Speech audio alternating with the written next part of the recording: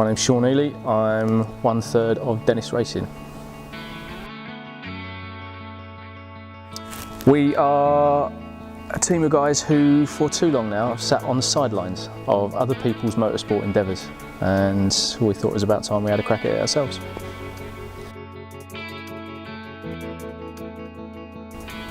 It's a good question, Dennis. What the bloody hell do I do? I do a huge amount of the organising. I don't do much of the spanner turning, that's Dennis's job.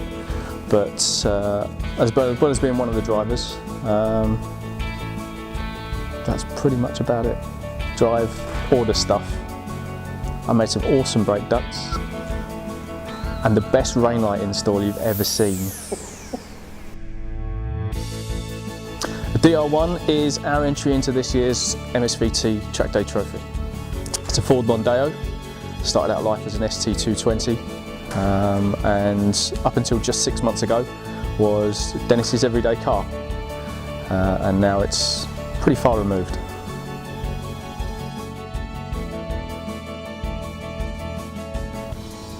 Silverware, hats, more silverware, hats. Controversy.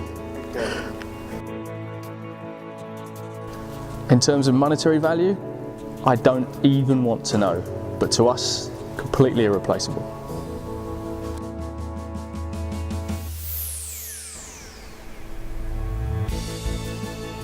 Depends.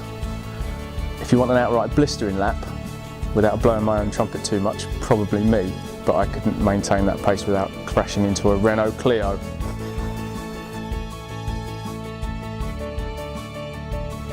I'd say we all have the capacity to back off the pace, but probably James.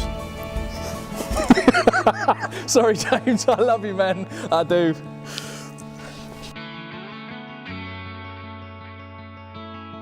It's really cheap. No, we've been involved with the MSVT as official power testers for the last 2 years.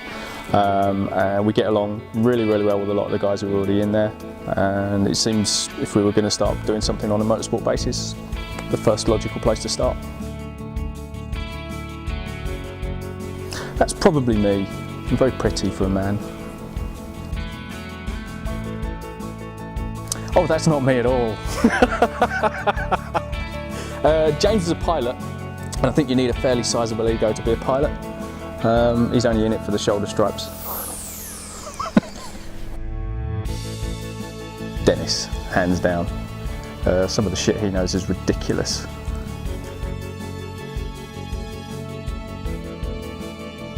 With a bitchin' rain light install.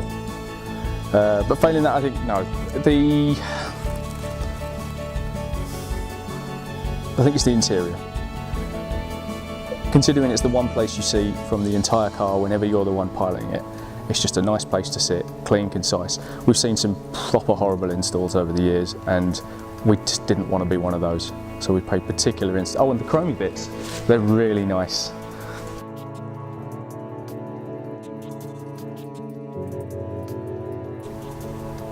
Can we have machine guns?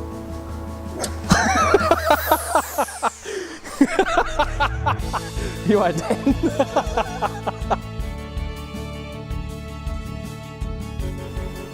Finding the time. There's nothing on the car that is beyond our remit at all. We're all perfectly capable of doing the things we've done. It was finding the time, and equally having understanding partners. I would hate to keep track of how many post-midnight finishes we've had. In fact, just 24 hours ago. But finding the time to work a full 9-hour day, and then the moment you finish, tools down on one job to pick up and start off again doing the DR1. The time was the hardest thing to find, and when you're tired and all you want to do is go home, but you know you've still got a sizable list of shit to do, you've got to crack on. That's the hardest thing by far. Yes, I raced twice last year with your good self. 1.5 times last year with your good, 1.25 times last year with your good self. The first race, not with the best of outcomes, but had a good scrap. Was fighting for second at one point. qualified really well. 4 seconds faster, I think, wasn't it? Yeah. So how can that hold a share? Of course you can, but you're not going to because it's a good selling point. Yeah. Yeah, we DNF'd the first race. We got into a tussle with somebody that got a little bit too physical and went on for a couple of laps and didn't end well. But again, post midnight pull in the workshop, got the car working. We were out again against the odds. We were out again for the Sunday, and despite the fact we had a ridiculously terrible qualifying, we did really well. We managed to pull it back. So yeah, 2 good races, 1 good outcome.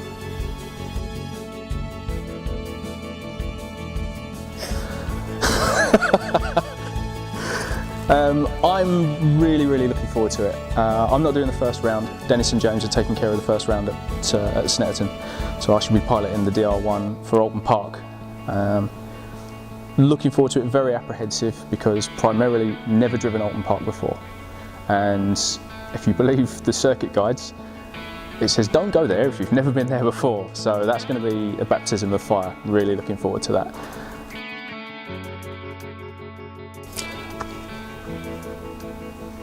I think everybody likes an underdog, and I don't strictly think we're an underdog, but I think we're probably going to be perceived as some, because we're driving what many view as a rockbox executive car designed to be driven up and down the M11 selling tiles or something like that. You know, it's we've chosen a very out of the box car. I think a lot of people don't think it's going to do very well, but we do this for a living. I think we're going to do very well, and I'm going to eat these words if it ever goes wrong. But I think if people want to see something a bit different, and they want to hear something a bit different, and they want to see some guys, realistic, everyday blokes who just want to have a crack at it, I think they'll enjoy that. I think we're a good reason to get into motorsport, even in the very basic of levels. We're a good reason. If you want to follow us, it's going to be an exciting year.